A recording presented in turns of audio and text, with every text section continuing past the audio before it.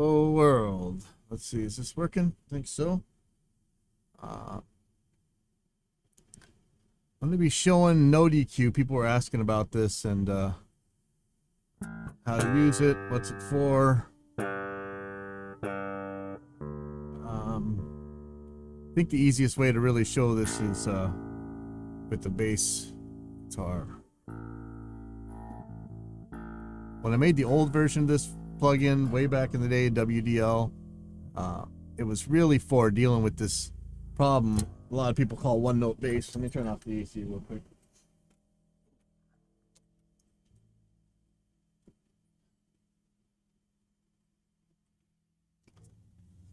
Now I have a 5-string Fender Squier Dimension bass, and as cheap as it is, it doesn't really so much have the problem that this plugin was really meant to solve. But let's maybe just look for it. So there's two different problems really.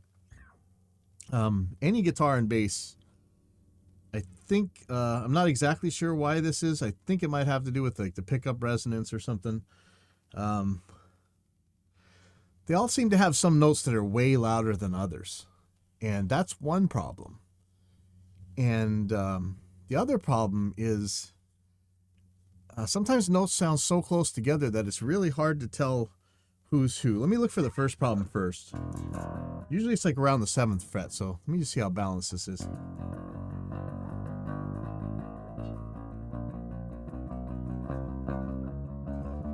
Ooh, this one is the 8th fret. Interesting. Okay, let me just record that real quick.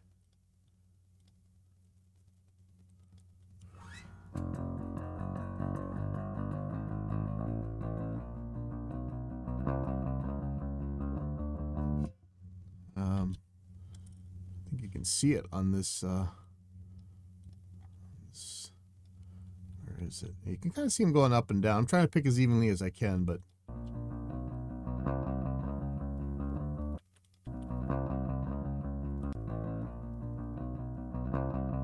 me see if I can be a little bit more even with that.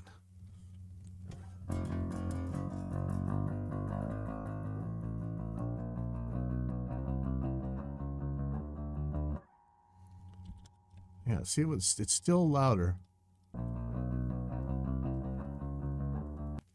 So it's this note. And that note is C. Okay? So I'm going to go to NoteEQ. Loop this section right here.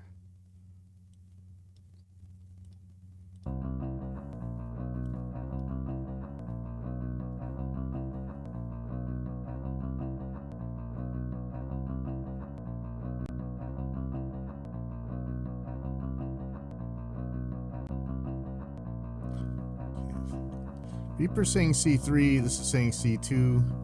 I don't know what to say. Alright, let's just try C2 real quick. So if I go to C2, C1. If I go to C2, let's just see what happens when I turn it up.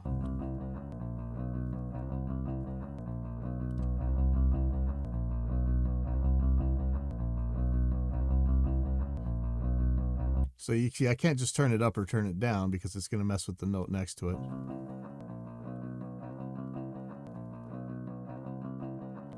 But, you know, I could make the Q sharper, right? But what I might want to do...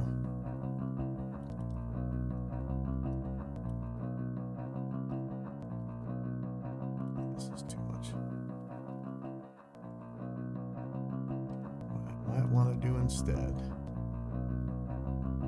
And I kind of think that this really the second harmonic that's really going to be the strong one. So let's go to C3 real quick.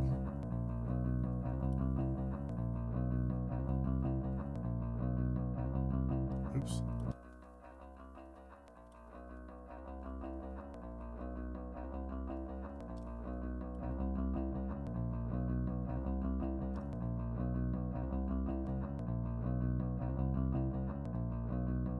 I really think it's that harmonic that's really going to matter, but let me just do these both.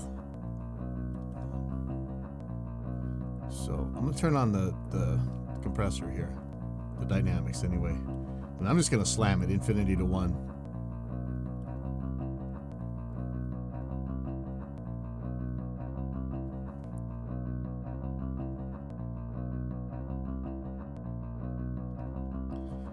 This may be a little bit too see, you know, even with the tuning a little bit, it's a little tricky to get it exact.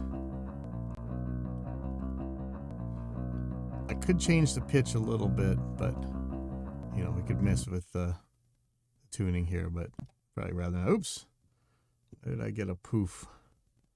That's not good. Pull this back up. Sorry. Luckily, it should just give me a backup.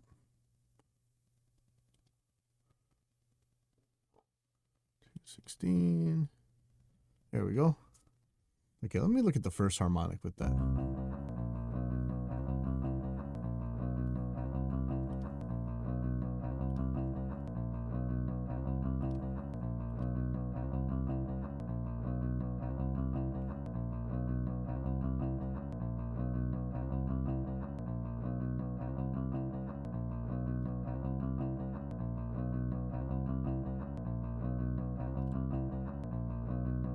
So just with the dynamic side, you could even it out pretty well, but let me get to some really low notes. I'm going to reset this to factory. Oops, that's not working.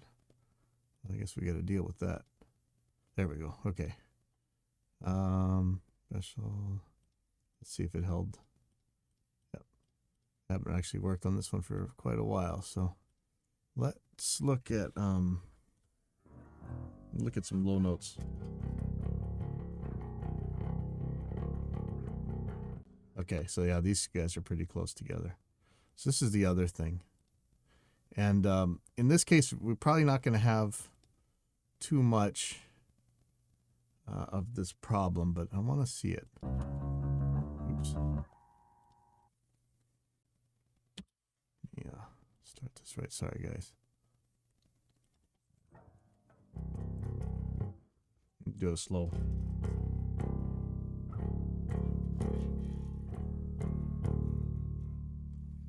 So there's some kind of tone there that you can really feel. It's like it's on all three of them.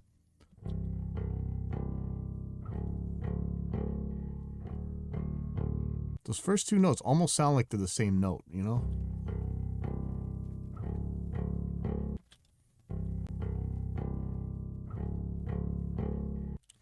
So C and C sharp. So let's just take a look. And this isn't going to be, oh, okay, well, I'm poofing all over the place right now. Not cool. Not sure what's going on. This is a little bit weirdo. Have to record that again.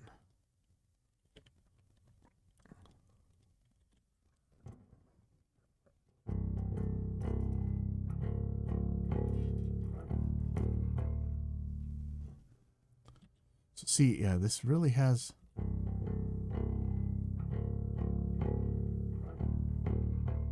like there's this thing sitting there that's so similar between them. You almost want to take a fundamental out of one of the notes, and that's a way to do it. You could make it up with the next harmonic, but let's just I'm going to take C sharp and I'm just going to crank it down and see what happens here.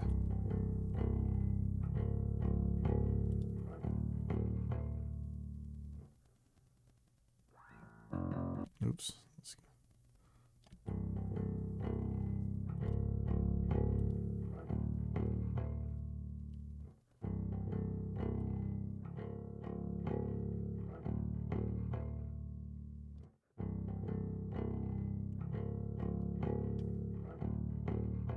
Okay, that third one I'm really worried about. So I'm gonna go up 2 octaves here. I think that's the note. I think that's D. And I'm actually gonna turn up in a pretty narrow Q. I'm going to turn up the D note.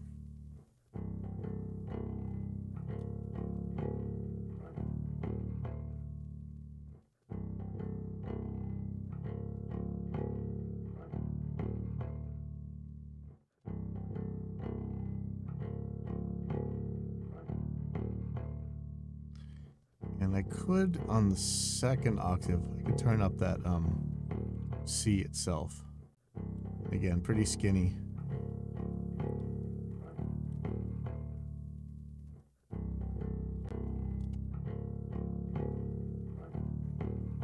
Might want to take out even more of that. Even those first 3 harmonics might come out better, but let's take a look without it.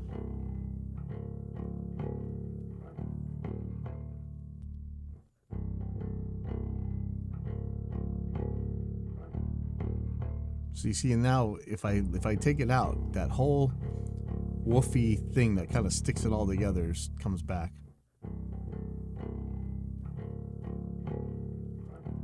I'm doing it a little bit drastic. I could do this a lot less. So.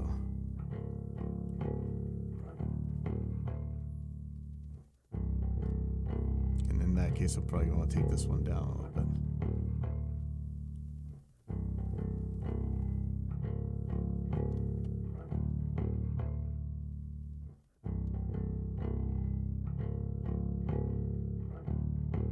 Let's try it without.